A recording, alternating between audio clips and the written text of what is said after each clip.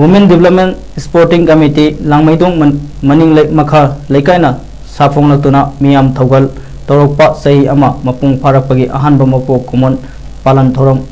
Velona Langmaidong Dagi MPSC Nalauba Civil Service Examination Mai Paklaba Emeda Gold Medal Lorok Laba Amadi 10-12 ki examination da ma wangna phanglaba mairoi singbo harau taramna opgi thoram asi committee asina sinduna langmaidong maning makha leikai da leiba YGC manakta leiba community hall da pangthokre thoram aduda athoiba mithunglen oina yangnam kendra gi MLA Dr Yumnam Radesham thoram mapu oina committee asigi president Yumnam Ongbi nayani amadi akhanaba mithunglen sing oina chairperson langmaidong GP Yumnam Somorjit former Jila Parishad member Waikong GP Songtham Indrajit Ward member 10-11 Yumnam Inau amasung principal Iramdam Mahikol Ima Lamidong Longjam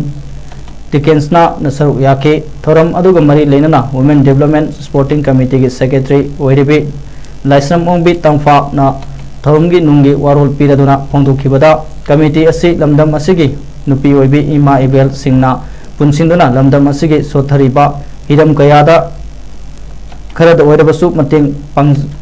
Pangjaningduna Sem Kibalup Amani Committee Asina Hek Ngamlibo Linkhalakpadagi Tongan ba Hiramda Sanabada Education da Art and Culture da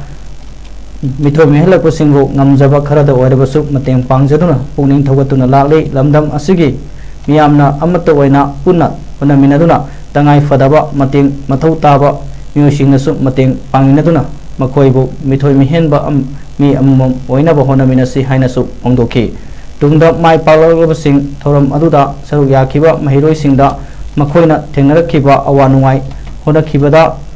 kaya adu pongdo han podok naduna tungda hogolakliba mahiroi singnasu puning thona hapike thoramduda committee gi maikedegi mai palakraba singda ngamjaba kodol pot piduna makoibu puning thogatke